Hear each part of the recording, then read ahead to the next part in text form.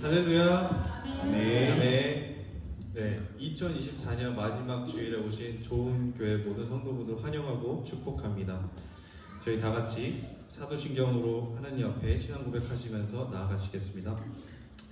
전능하사 천지를 만드신 하나님 아버지를 내가 믿사오며 그 외아들 우리 주 예수 그리스도를 믿사오니 이는 성령으로 잉태하사 동정녀 마리아에게 나시고 본디오 빌라도에게 고난을 받으사 십자가에 못 박혀 죽으시고 장사한 지 사흘 만에 죽은 자 가운데서 다시 살아나시며 하늘에 오르사 전능하신 하나님 우편에 앉아 계시다가 저리로서 산자와 죽은 자를 심판하러 오시리라. 성령을 믿사오며 거룩한 공예와 서로가 서로 교통하는 것과 죄를 사하여 주시는 것과 몸이 다시 사는 것과 영원히 사는 것을 믿사옵나이다. 아멘. 네, 저희 벌써 2024년이 한 해가 다 갔는데요. 2024년의 시작부터 2024년의 끝까지 하나님 안에서 이렇게 아무 큰 사고 없이 건강하게 저희 다 같이 이렇게 하나님 앞에 섬길 수 있다는 게 너무나 얼마나 큰 영광이고 감사한지 모르겠습니다. 저희 다 같이 2025년도 나중에 미래도 하나님 안에서 건강한 좋은 교회 성도분들이 되길 원하며 저희 다 같이 감사함으로 기쁜 마음으로 하나님 앞에 찬양하겠습니다.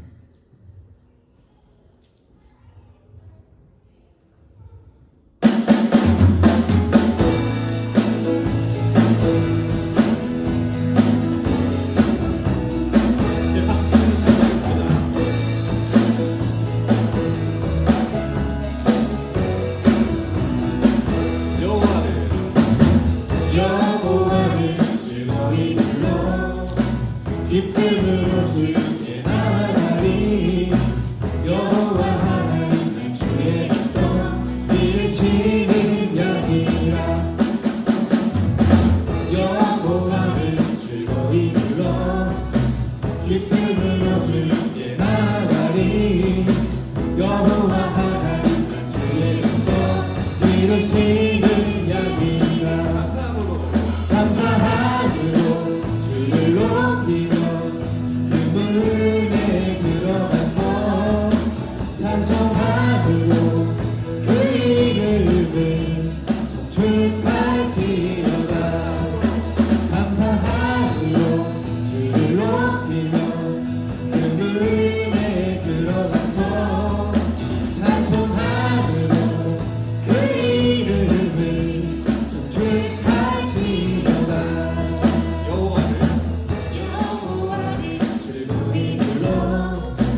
기쁨으로 주께 나아가리. 여호와 하나님 난 주의 백성 기르시는 양이라. 여호와를 즐거이 불러 기쁨으로 주께 나아가리. 여호와 하나님 난 주의 백성 기르시는 양이라. 감사함으로 높이며 그 문에 들어가서 찬송함으로 그 이름을 송축할지어다. 감사함으로 주를 높이며 그 문에 들어가서 찬송함으로 그 이름을 송축할지어다. 주의 선함과 인자하시니 영원하고 주의 성실하시니 대대에 미치리로다. 주의 선함과 인자하시니 영원하고 주의 성실하시니 내게 미치리로다. 감사함으로 주를 높이며 그 문에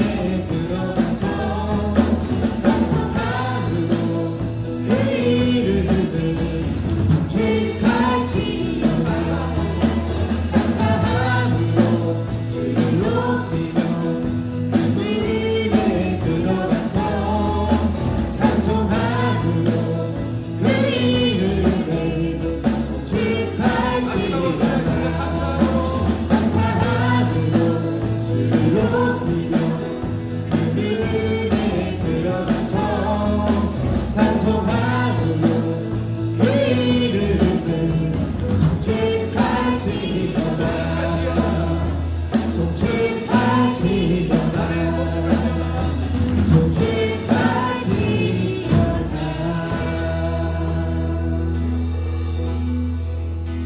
아멘.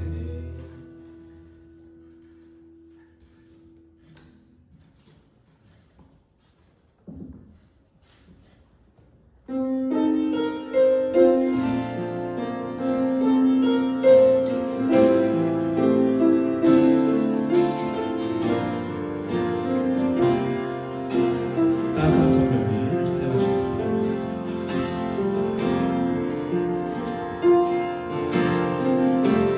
따스한 성령이 마음으로 오네 내 몸을 감싸며 주어지는 평안함 만족함을 느끼네 사랑과 진리에 사랑과 진리에 한 주님 빛보내 내 몸을 감싸며 주어지는 평안함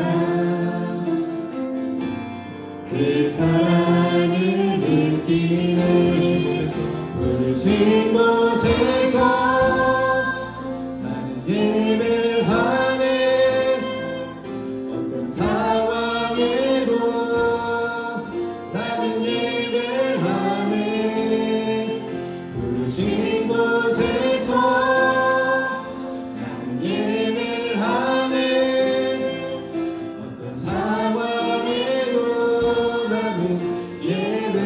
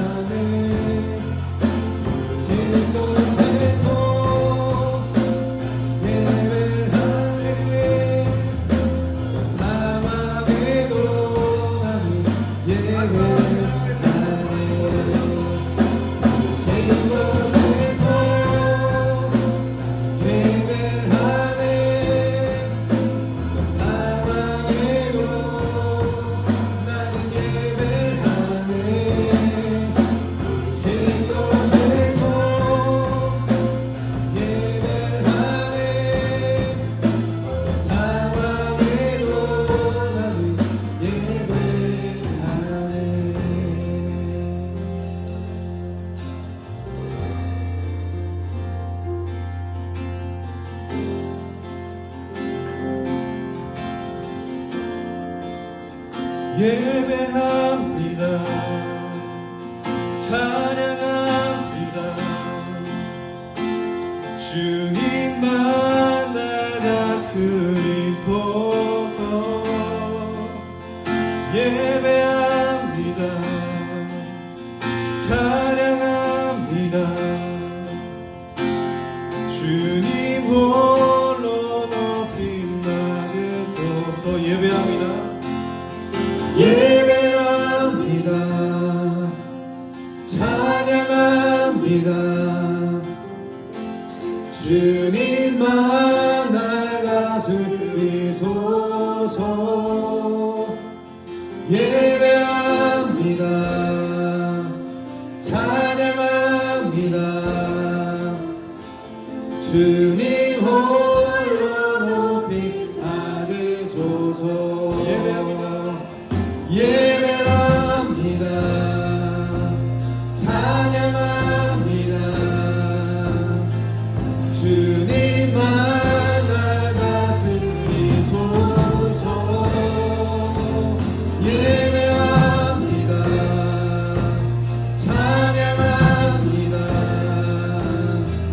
주님 홀로 높이 받으소서. 예배합니다. 찬양합니다.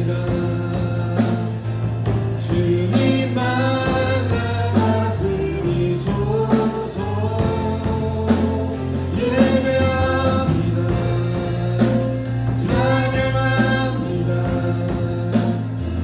찬양합니다. 주님 홀로 높이 받으소서. 예배합니다.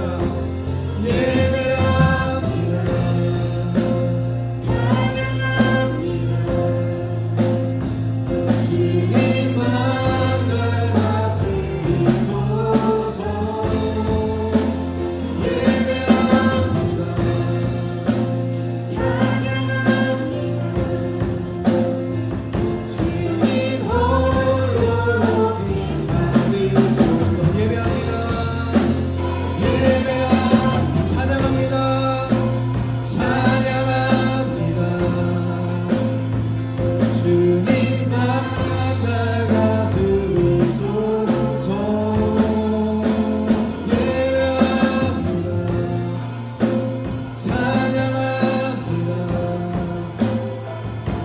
우리가 마음을 다해 우리 목소리로 간절히 다시 한번 찬양합니다. 예배합니다. 찬양합니다. 예배합니다. 찬양합니다. 주님만 날 다스리소서.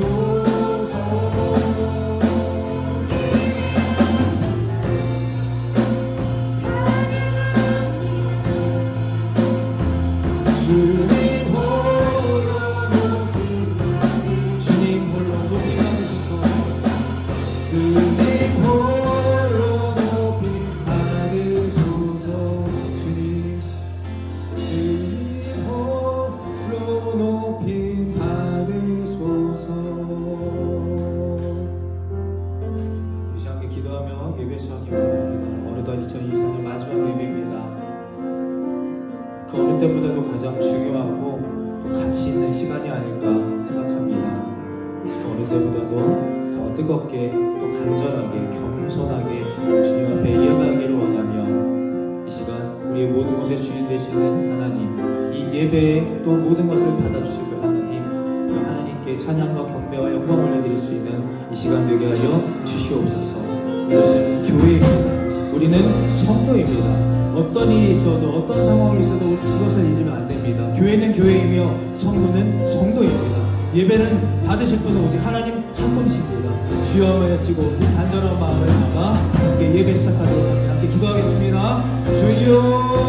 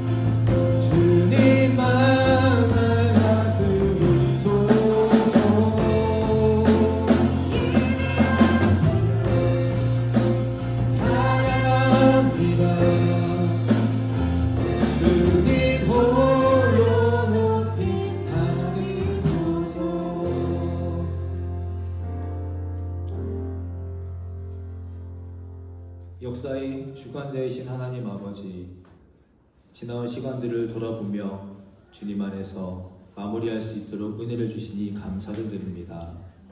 생각해보면 매 순간 하나님께서 선하신 손길로 보고 인도하셨기 때문에 이렇게 주님 앞에 2024년 마지막 날 설 수 있게 되었음을 고백하고 믿습니다. 어제도 대한민국에서 179명이 비행기 사고로 안타까운 목숨을 잃는 참사가 일어났습니다. 비통함과 허무함 속에 신음하고 있는 가족분들과 관련자들에게 하나님의 크신 위로와 돌보심이 함께 하시기를 간절히 기도합니다. 지난 한 해를 더듬어 보면 이 땅에 참으로 많은 사건들, 사고들과 어려움들이 있었습니다. 우리의 신앙을 흔들고 삶을 낙심케 하며 근심 염려에 빠지게 만들었던 아픈 순간들이 있었습니다.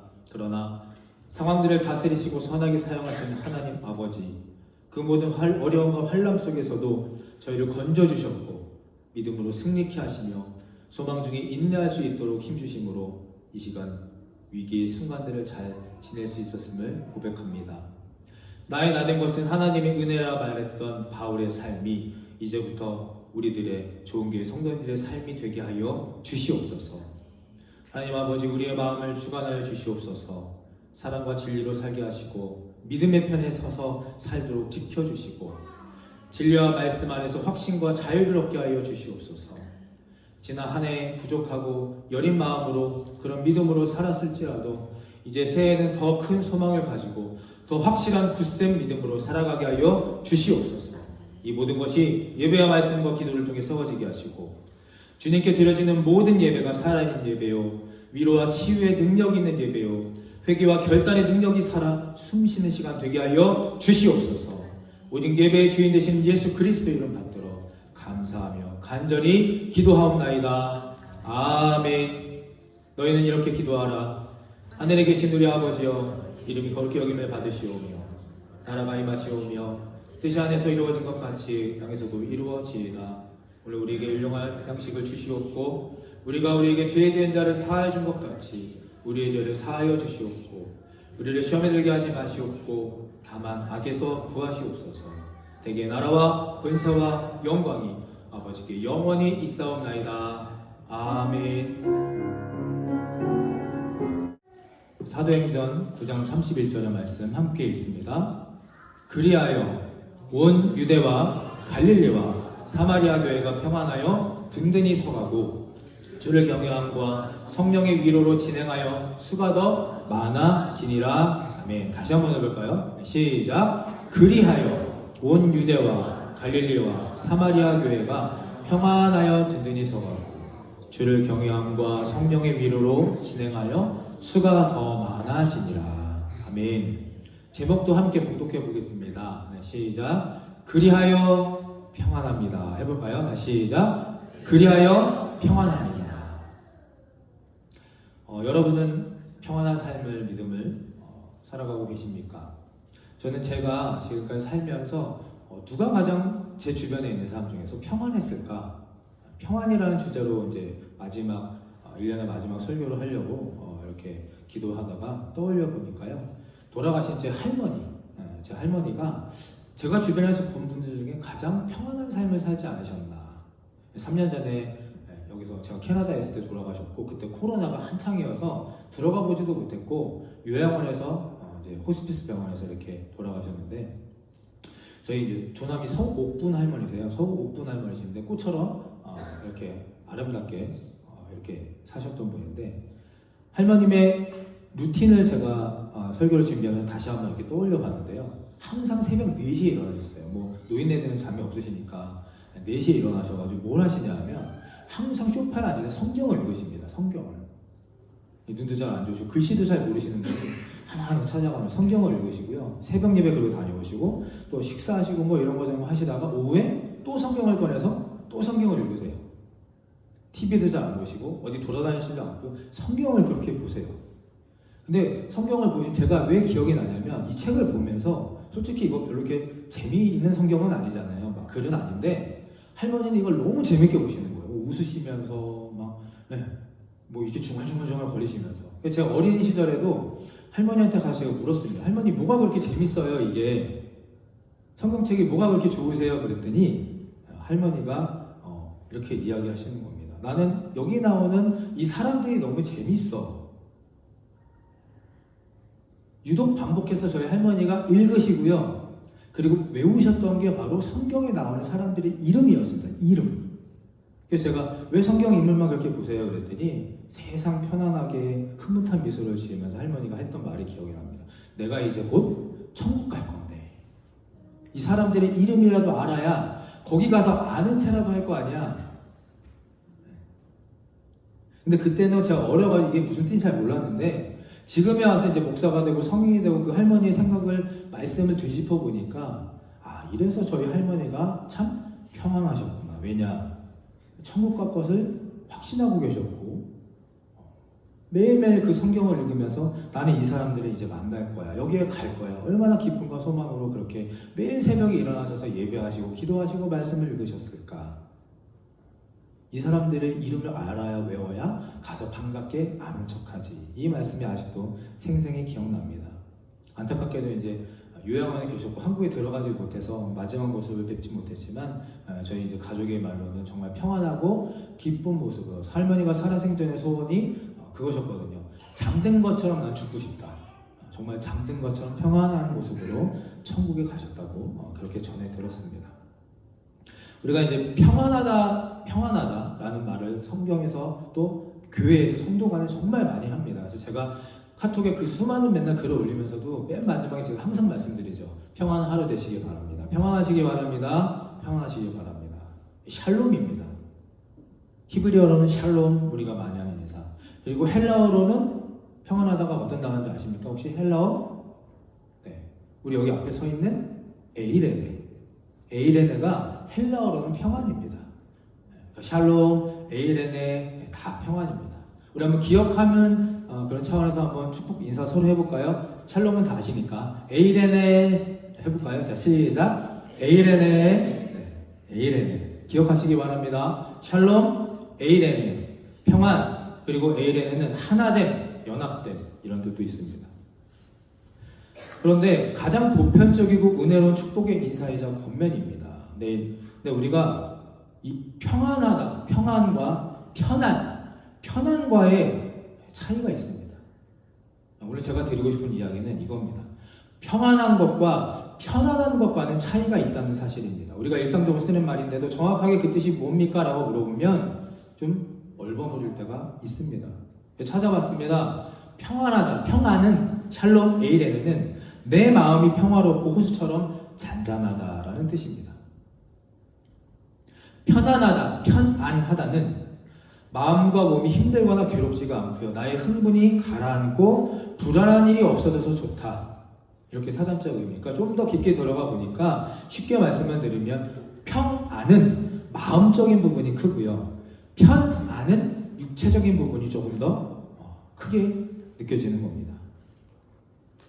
평안이 없어도 편안하기만 하면 잘 살아가는 사람도 많습니다. 대체적으로 이렇죠. 그래서 신앙생활을 우리가 하면 할수록 마음의 평안을 원하기보다는 육신이 편안하기를 바라는 이들이 많아집니다. 그래서 교회 생활에서 자꾸만 편안함과 편리함을 추구하려고 하기 때문에 안타깝게도 미국이나 유럽의 많은 교회들이 사라져가고 쇠퇴하는 것을 우리는 보게 됩니다. 저는 그래서 개인적으로 저희 교회가 아니기 때문에 어떻게 할 수는 없지만 제가 나중에 교회를 건축한다면 저는 저 입구에서부터 성전에 들어오는 길을 좀 멀고 힘들게 만들고 싶습니다. 뭐 표정이 좋으진 않으시겠지만 입구에서 성전에 들어오는 길까지 너무 가깝고 편안하면 이 성전에 들어오는 기대, 기쁨 아무래도 줄어들 수밖에 없을 겁니다. 조금 계단도 만들고요. 기도할 수 있는 공간도 만들고 거울도 좀 갖다 놔서 내 전신도 좀 보게 만들고 좀 저는 제가 이 교회를 다시 짓는다면 조금 성전을 들어오는 길을 조금 더 불편하게 육신이 불편하고 마음이 평안하게 만들고 싶습니다. 저는 마음의 평안을 우선순위로 삼고 목회하고 살려고 노력을 합니다. 왜냐하면 비록 육신으로 편안하지 못한 삶을 산다 할지라도 내 내면이 평안하다면 내 마음이 그것들로 요동하지 않는다면 삶이 좀 불편하고 육신이 힘들더라도 충분히 의미를 찾고 희망을 볼 수 있는 내면의 힘을 확보하기 때문입니다. 그러므로 샬롬 에이레네 이렇게 평안합니다. 평안하십시오 라고 서로 축복하고 인사할 때마다 우리는 하나님의 자녀입니다. 구원받은 성도라면 편안함보다는 마음의 영적의 평안함을 충전하시고 추구하시기 바랍니다. 이런 축복의 인사임을 오늘 다시 한번 되새기시고 하나님과의 또 나와의 끝없고 끊임없는 대화 기도로서 마음의 정결함과 온유함을 경험하게 되시기를 간절히 축원합니다. 그래서 이 평안함이 마음과 영의 평안함이 어떻게 생겨나느냐 자 함께 있습니다. 첫 번째 시작. 평안은 기득권을 포기할 때 주어집니다. 다시 해볼까요? 시작. 평안은 오늘 사도행전 본문은 사도 바울과 함께 주님께서 세우신 초기 교회들이 평안함을 느끼면서 든든히 성장해가는 모습을 보여줍니다. 평안을 잃어버린 심령 가정교회는 주님의 교회가 아니죠. 사람들이 자꾸만 많이 모이고 사람이 주인인 곳에는 늘 시끄럽고 복잡한 일들이 많아집니다. 참 복잡합니다. 말 한마디 행동 하나 표정 하나에도 시기와 미움과 질투 반복이 생길 수밖에 없는 게 사람들이 모이는 곳 아니겠습니까? 그래서 제가 2025년에 우리 좋은 교회 표어이자 말씀을 정할 때 계속 기도하고 여러 말씀을 찾으면서 이 단어가 저의 마음과 저의 음성으로 귀로 계속 강력하게 떠오르게 하셨습니다. 바로 이겁니다. 단순함. 단순함입니다. 주님이 계신 곳, 하나님이 일하시고 역사하시는 곳에는 평안함이 있고요. 하나됨에 또 간결함에 거룩함에 단순하고도 놀라운 역사가 일어나게 되는 겁니다. 그래야 든든해지고 강해지며 세워져 가는 거예요. 교회는 세상의 방법, 세상의 스타일이 통하는 곳이 되어서는 안 됩니다. 오직 주님의 방법, 주님의 뜻만이 통하는 곳이 되어야 할 줄 믿습니다. 그렇다면 주님의 방법이 무엇입니까? 오늘 이 말씀의 본문의 교회들을 통해서 평안함이 나타난 비결과 배경이 있다 말하고 있습니다. 오늘 사도행전 9장 31절의 본문 그리고 앞단락이 연결되는 이 말씀 중에서 접속사가 등장하죠. 접속사. 그리하여입니다. 그리하여 온 유대와 갈릴리와 사마리아 교회가 평안하고 든든히 서갔고 경외함과 성령의 위로로 더 많아졌다. 왜요? 그리하였기 때문입니다. 그리하여. 저는 이 그리하여가 참 중요한 접속사이자 표현이라고 생각을 합니다. 앞서서 무엇을 했으니까, 어떤 과정과 시간이 있었으니까 그리하여서 이렇게 되는 겁니다. 그리하여. 사도행전 앞선 8장, 9장 31절 앞에 8장에는 이런 내용입니다. 사도 바울이 회심을 한 내용이죠. 누구보다도 주님의 복음을 배척하고 핍박하고 교회를 혐오하고 싫어했던 바울이 다메섹 도상을 지나가다가 하나님의 영광의 빛을 눈으로 목격하고 장님이 되죠. 그리고 아나니아가 안수기도를 눈에 해줌으로 인해서 눈이 다시 열리면서 예수님 십자가의 부활을 보게 됩니다. 그리고 나서 이 9장 31절이 되는 겁니다. 신약의 가장 위대한 전도자 사도 바울, 그 회심의 그 첫 순간, 첫사람의 경험이 이 8장에 기록되어 있습니다. 여러분, 하나님을 처음 만나고 예수 그리스도가 내 마음에 영접되신 분들, 처음에 그 느낌, 그 기분, 환희, 감사함, 순수함 기억나십니까? 네, 저만 기억나는 것 같은데요. 기억나시지 않습니까? 하나님을 처음 만났을 때 너무나 기쁘고 찬양이 나오고 눈물이 나오고 가만히 앉아있을 수 없어서 전도제 들고 밖에 나가고 할렐루야 외치고 그랬던 첫사랑, 첫 기쁨, 첫 감동, 은혜. 사도 바울도 이랬을 겁니다. 얼마나 기뻤겠습니까? 그러니까 다메섹 도상에서요, 8장에서 하나님을 만나고 눈이 떠진 다음에 그 바울이 속해 있던 헬라파 유대 교회로 다시 돌아갑니다. 그래서 그곳에서 예수 그리스도가 진짜야, 하나님의 복음은 살아있어, 이것을 외치니까 이 헬라파 유대교 교회가 어떻게 됩니까? 그때부터 사도 바울 때문에, 진리의 복음 때문에 갈등이 일어나고 분열이 생기기 시작합니다. 이상하죠? 변화가 되는 게 아니라 분열이 생기고 갈등이 일어납니다. 복음을 전하는데도. 오히려 사도 바울을 배신자로 여기고 사도 바울을 죽이려고 하는 그 헬라파 유대교 교인들이 생겨나는 겁니다.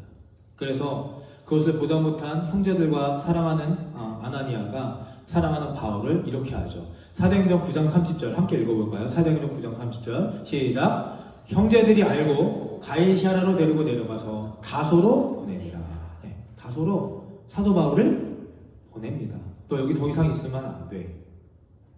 바울은 더 이상 예루살렘 그 교회에, 헬라파 유대 교회에, 이전에 자신이 몸담았던 교회에 있을 수 없어서 고향 다소로 떠나게 됩니다. 그리고 다음 31절이 이렇게 시작하는 겁니다. 그리하여. 이게 그리하여의 그 앞전 단계입니다.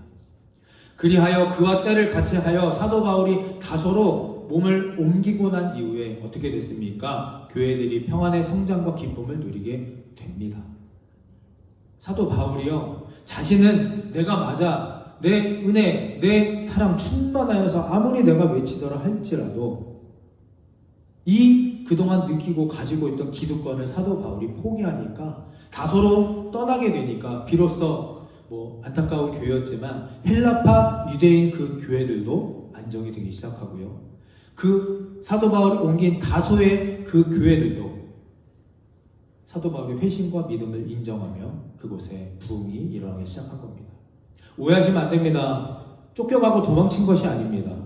하나님의 예정된 섭리였자, 또 바울은 고향 땅 다소에서 10년 동안 머무르면서 훈련과 또 믿음의 인격의 성숙함을 가지는 시간을 갖게 됩니다. 이런 말이 있죠. 일보 후퇴, 십보 전진. 잠깐 뒤로 물러나고 그리고 휴식을 취한 후, 정비한 후 10발을 앞으로 나가는 일보 후퇴, 십보 전진이란 말입니다. 때로는 나의 기득권을 과감히 내려놓고 포기하며 한 발 물러나 객관적으로 상황 또 내 모습을 바라볼 때 영적인 평안함이 찾아온다는 사실입니다. 교회가 시끄럽고 복잡해지는 가장 큰 이유는 이 기득권을 포기하지 못하기 때문입니다.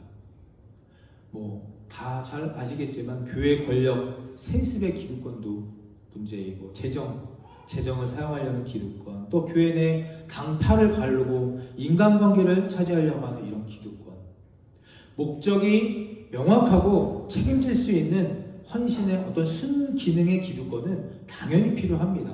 그러나 헌신 대가 없는 인간적인 기득권을 고수하려 하고 그걸 하려고 싶지만 진짜 문제는 본질적인 믿음 생활에 이 신앙적인 기득권에는 관심이 없기 때문에 이런 문제가 발생하는 겁니다. 각자 교회를 바라보는 필요성과 관점이 다르기 때문입니다. 오늘 이 시간 마지막 시간을 통하여서 어떻게 보면 좀 무거운 주제일 수도 있지만 또 우리에게 반드시 필요하고 다시 한번 점검해야 될 주제가 바로 이겁니다. 우리는 이 교회를 하나님이 세우시고 하나님이 이끌어 가실 교회를 어떤 관점과 목적으로 바라보고 있습니까? 이 문제는요, 우리 교회, 지금 현 시대 우리 교회들의 문제만은 아닙니다. 2000년 전에도 있었고, 지금도 그렇고, 앞으로도 반드시 다가올 문제들입니다. 교회뿐이 아니라 어느 조직에서도 마찬가지 아닐까요? 그러나 우리가 기억해야 되는 사실은 정말 단순한 문제이고, 정말 간단한 해결책이 있습니다. 따라해 주실까요? 교회는 교회입니다. 아멘. 교회는 교회입니다. 우리가 이것만 놓치지 않고 잊어버리지 않는다면 문제는 다 해결됩니다. 그러므로 인간적인 기득권을 포기하는 저와 여러분, 또 우리 좋은 교회 한 해가 되기를 간절히 축원합니다. 역기능의 인간적인 기득권은 우리가 내려놓고 포기하지만 예배, 기도, 전도, 말씀의 자리는 정말 우리가 어떻게든 수단 방법을 가리지 않고 목숨 걸고 사수해야 하는 겁니다. 제가 담임 목사로서 또 여러분과 함께 신앙생활하는 사람으로서 그리고 간절히 바라고 원하는 건 저희 할머니처럼 저희가 나중에 천국에 갔을 때 여기 계신 분들 얼굴이 다 그 앞에 보이기를 간절히 바라는 마음으로 주장하는 것이 이겁니다. 예배와 기도의 자리를 함께 지켜나가자는 겁니다. 헌신과 순종의 자리에는 없으면서 눈에 보이고 높아지는 자리, 말하는 자리에만 있는 것이 아니라 사도 바울처럼 때로는 포기하고 내려놓으며 낮은 자리로 또 평안함의 자리로 나아가게 되시기를 간절히 축원합니다. 사도 바울 한 사람이 한 발 물러났고 자기 훈련의 시간을 가지니까 어떤 일이 일어납니까? 다시 한번 오늘 본문 읽어볼까요? 시작. 그리하여 온 유대와 갈릴리와 사마리아 교회가 평안하여 든든히 서가고 주를 경외함과 성령의 위로로 진행하여 수가 더 많아지니라. 아멘. 한 사람의 기득권 포기로 인해서 필요하지 않고 시기가 잘못된 그런 기득권을 포기한 이후에 성경은 이렇게 확실한 결과를 알려줍니다. 그래서 제가 이 말씀을 보면서요, 묵상하면서 기도하면서 우리 교회가 앞으로 나아가야 될 방향성 그리고 저의 목회의 철학을 다시 한번 잡고 부흥의 시작을 찾게 된 겁니다. 한 사람 한 사람이 십자가를 지고 말씀과 기도로 예배 앞에 엎드려질 때 교회가 조용해질 것이고 평안의 역사들로 든든히 성장해 갈 것을 믿습니다. 할렐루야.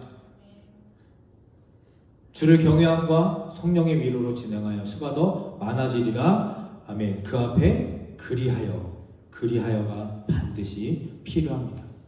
그리고 구체적으로 나타난 몇 가지 현상들을 오늘 또 말씀을 소개하죠. 첫 번째 함께 읽어보겠습니다. 시작. 주를 경외함. 네. 누구를 경외해요? 주를 경외함. 여러분, 폭풍이 지나간 자리에 무엇이 남습니까? 혹시 아십니까? 제가 지난주에 퀴즈 하나 냈었죠. 어떤 우리 학생 아이가 맞췄는데 노아의 방주에 홍수가 끝난 후에 하나님이 선물을 하나 주셨죠. 어떤 동물 기억나십니까? 노아의 방주 홍수가 끝난 후에 동물 하나를 하나님이 선물해 주셨는데 그 동물이 어느 동물입니까? 무지개. 네, 아쉽죠. 오늘은 선물이 없습니다. 네, 무지개.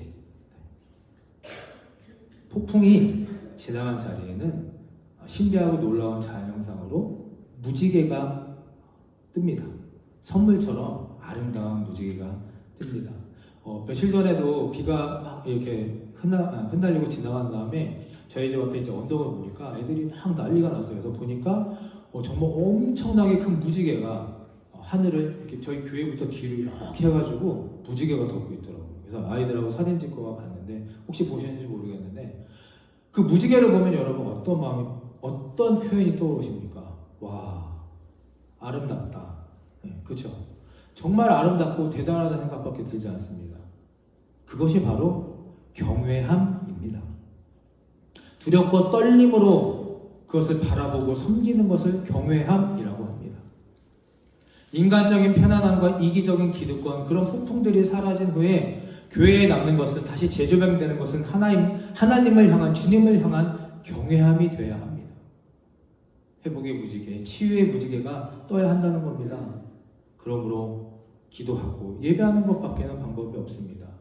우리가 삶의 평안을 원하신다면 가정의 평안함을 원하시고 우리의 믿음과 교회의 평안함을 허락하시고 계속해서 유지하시고 앞으로 나아가길 원하신다면 주님을 경외하셔야 합니다. 그리하여 이후에 첫 번째로 주어지는 것이 바로 주님을 경외하는 겁니다. 저를 따라해 주실까요? 따라해 주시기 바랍니다. 그리하여 좋은 교회는 평안하여 든든히 세워지더라. 아멘. 약속의 선포로 믿음으로 다시 한번 따라해 주시기 바랍니다. 그리하여 모든 가정이 평안하여 든든히 세워져 가더라. 아멘. 주를 경외함으로 저와 여러분의 가정과 또 우리가 사랑하고 우리가 헌신한 이 교회가 든든히 세워져 가게 되시기를 간절히 축원합니다. 기득권을 포기하면 반드시 따라오는 그리하여 그리고 주를 경외함 은혜와 축복이 충만하시기를 다시 한번 기원합니다. 자, 두 번째 또 무엇이 따라오느냐 함께 읽습니다. 두 번째 시작. 성령의 위로입니다. 주를 경외함과 성령의 위로로 진행하였다. 이 위로라는 말은 다 아시는 것처럼 겉면 격려의 의미가 있습니다. 교회가 평안하고요, 가정이 회복이 되고 믿음으로 하나가 되니까 거기서 성령의 역사와 일하심이 나타나는 겁니다. 성령이 한 사람 한 사람, 한 가정 한 가정, 한 교회를 만지시고 깨우쳐 주시니까 권면하시니까 성령의 역사가 교회에 가득했다. 다시 말해서 교회의 주인이, 가정의 주인이, 삶의 주인이 누구다? 성령이라는 겁니다. 여러분 정말 여기에서 한 분도 이렇게 생각하시는 분은 없을 겁니다. 아, 예배 와서 너무 불편하면 좋겠어. 우리 가정이 화목하지 않으면 좋겠어. 이상한 거죠. 그런 분 한 분도 없을 겁니다. 누구나 다 이곳에 와서 기쁘시기를 바라고 편안하시기를 바라고 그리고 우리 가정이 행복하고 화목하고 잘 되시기를 원할 겁니다. 위로받고 성령의 권면을 받기를 원하실 겁니다. 그러면 단순합니다. 성령의 권면을 따르시면 됩니다. 성령의 권면을 따라가면요, 오늘 말씀에 약속해 주셨습니다. 기록해 주셨습니다. 성령의 역사가 증거합니다. 평안하고 든든히 서 갈지라. 아멘. 성령의 권면을 따른다는 가장 확실한 방법이 여러분 무엇일까요? 말씀입니다. 교회에서 목사가 무슨 말을 전하겠습니까? 말씀밖에 없습니다. 기도는요, 나와 하나님과의 관계의 진전을 위해서 더 애쓰셔야 되시고, 찬양은 감동과 은혜와 위로와 소망을 얻기 위해서 더 뜨겁게 간절히 소리내어 찬양하셔야 되고요. 이 말씀은 각자 개인의 보다도 우리 모두에게 똑같이 동일하게 주어지는 권면입니다. 성령의 역사입니다. 우리의 삶과 믿음의 지침서이자 설명서가 바로 말씀입니다. 그러니까 바꿔 말하면요, 제가 말씀드리는 1년 365일 성경 통독을 하시자고 말씀을 드렸잖아요. 그렇게 우리가 한 명 한 명이 여기 한 30분 정도 계실 것 같은데 한 명 한 명이 똑같은 본문을 가지고 똑같이 말씀을 묵상하고 기도하고 아멘으로 함께 나아갈 때 성령의 역사가 우리 안에 일어나지 않는다는 게 더 이상한 일이 아닐까요? 저는 반드시 이 성령의 역사와 권면과 위로가 일어날 것이라고 믿고 확신합니다. 기도가 방법이고 말씀이 해답이라고 항상 말씀드립니다. 기도가 방법이고 말씀이 해답입니다. 그래서 올해는 정말 1년 1독 성경 통독을 다시 시작할 거고요. 예전에 했던 것처럼 상을 받으려고 하는 건 아니지만 다 하시는 분들에게는 소정의 상품도 드리고 함께 또 기념하고 감사하는 시간도 가질 겁니다. 한 분도 빠지지 마시고 힘드시면 새 번역으로 읽으시고 하셔도 되시고요. 유튜브 찾아보시면 귀로 듣는 성경도 있습니다. 아이들도 있고 아이들 뭐 영어 성경도 다 있으니까 조금만 찾아보셔서 우리 아이들부터 어른들까지 모두가 다 1년 동안 말씀의 은혜, 말씀의 능력, 말씀의 성령의 위로와 권면을 얻게 되시기를 간절히 축원합니다. 쉽습니까? 어렵습니까? 쉽습니까? 쉽습니까? 쉽습니다. 할 수 있습니다. 자, 마지막 세 번째 무슨 일이 일어나느냐 함께 읽습니다. 시작. 수가 많아지니. 오늘 본문에 보면요, 마지막에 이렇게 되니까 어떻게 되기 시작했습니까? 사람들이 자꾸 몰려들기 시작했습니다. 구체적으로 말합니다. 성경은 수가 많아지기 시작했다. 우리도 작년에 주소로 정리하다 보니까 인원이 꽤 그때는 많았죠. 14명, 성인 14명으로 시작했던 그 교회에서 작년에 한 90명, 100명 가까이 아이들까지 포함해서 그 정도 됐었습니다. 뭐 등록하지 않고 예배만 왔다 갔다 하시는 분과 합하면은 많은 인원이 있었습니다. 감사했죠. 근데 문제는 이거였습니다. 문제가 있었습니다. 마태복음 16장 18절 함께 읽어보겠습니다. 시작. 또 내가 내게 이르노니 반석 위에 내 교회를 세우리니 음부의 권세가 이기지 못하리라. 아멘. 저는 담임 목회자로서 그리고 이런저런 사정과 내용을 아는 사람으로서 불안한 마음들이 항상 있었습니다. 그리고 부끄럽고 또 아프고 속상한 일도 있었던 것이 사실입니다.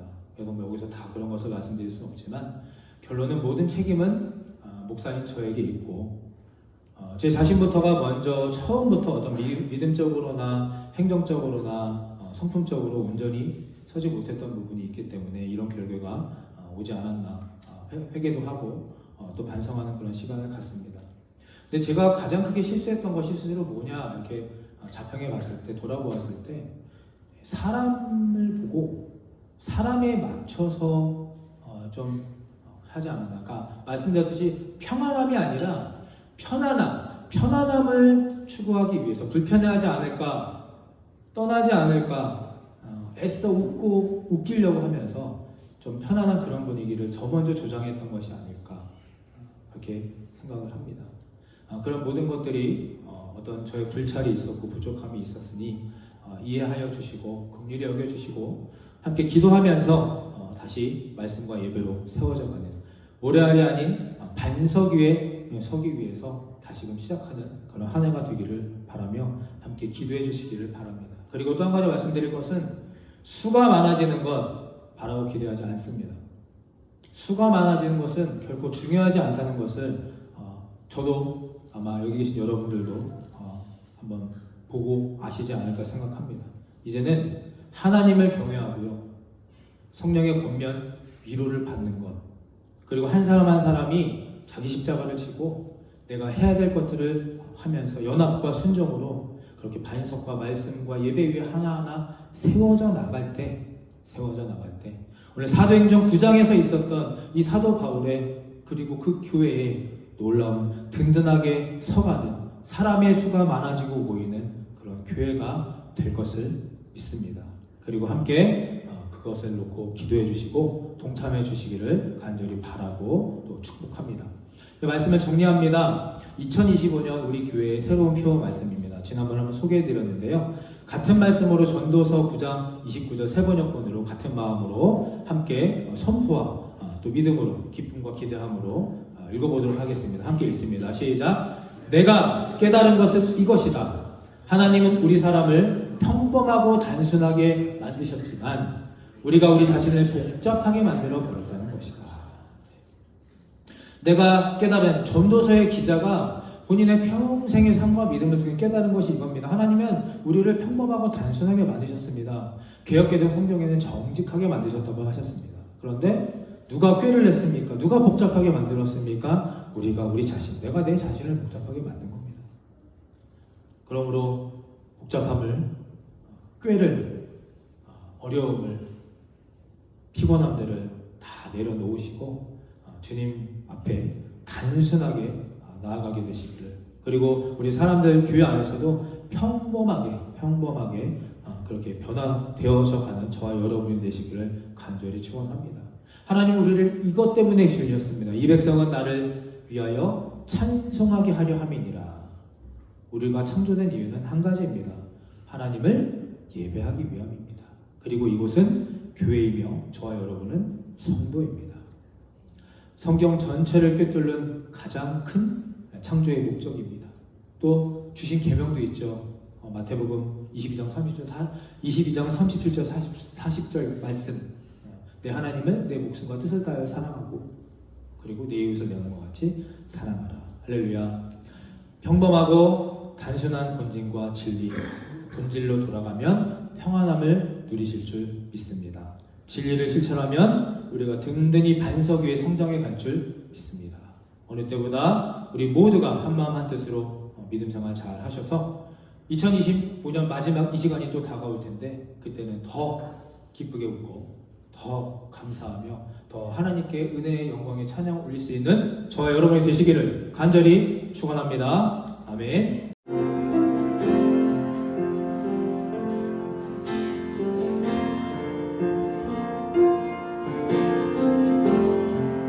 따스한 성령님 마음으로 내 몸을 감싸며 주어지는 평안함 만족함을 느끼네. 사랑과 진리의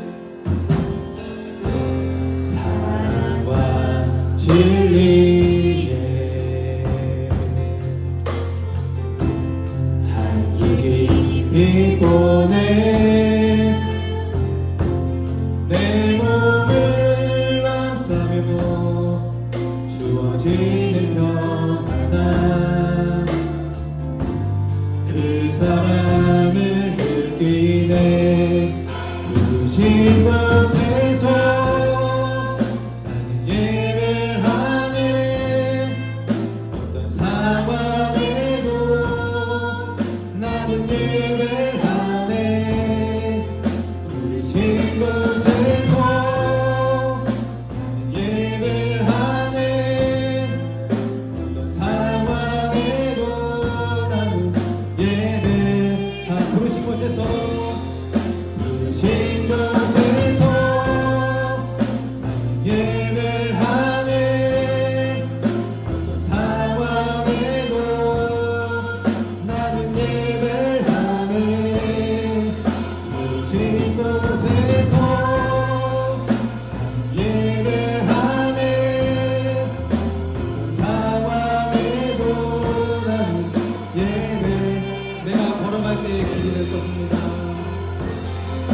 내가 걸어갈 때 길이 되고 살아갈 때 삶이 되는 그곳에서 예배하네. 내가 걸어갈 때 길이 되고 살아갈 때 삶이 되는 그곳에서 예배하네. 내가 걸어갈 때 길이 되고 내가 걸어갈 때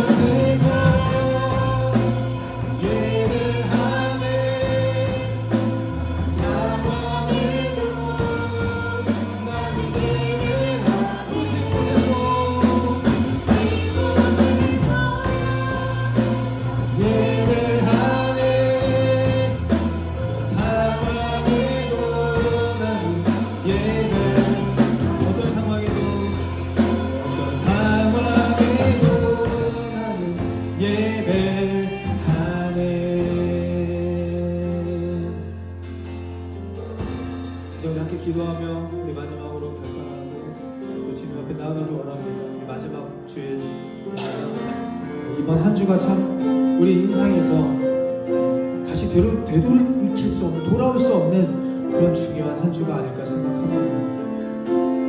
우리 믿음적으로도 또 성품적으로도 가정적으로도 교회적으로도 우리가 지난 한 해보다 더욱더 성장하고 편안함이 아니라 평안함을 누릴 수 있도록 우리 한 해 마무리 정말 잘 하게 되시기를 간절히 바랍니다.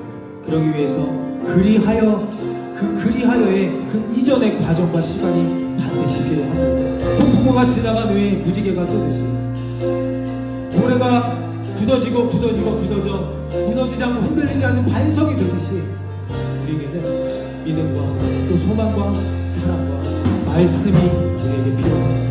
오늘 이 시간 우리가 함께 나눌 모든 것들을 통하여서 아주 작은 것이라도, 아주 미세한 부분이라도 은혜 받으시고 깨달으시고 또 결단하신 것이 있다면 우리가 이 시간 그것을 가지고 주님 앞에 올려드리려고 합니다. 기도하시고 찬양하시고 우리가 하나님 앞에 나아갈 때에 주님 나에게 믿음을 주시옵소서, 하나님 나에게 확신을 주시옵소서, 분별을 주시고 도와주시고 동행하시고 도와여 주셔서 내가 사랑하는 우리 가정과 우리 교회와 내가 속한 모든 것들이 하나님 평안함을 누리게 하여 주시옵소서. 편안함이 아니라 평안함을 누리게 하여 주시옵소서. 주여 한번 해주고 간절한 마음으로 기도하며 나갑니다. 주여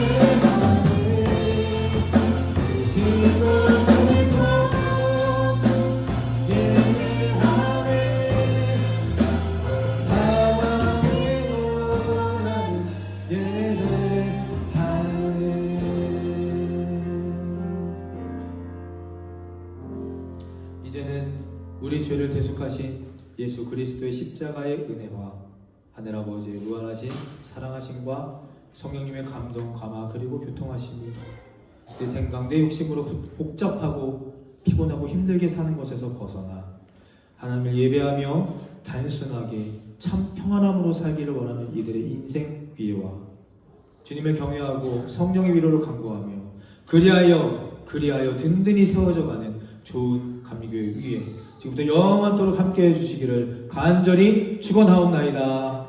아멘.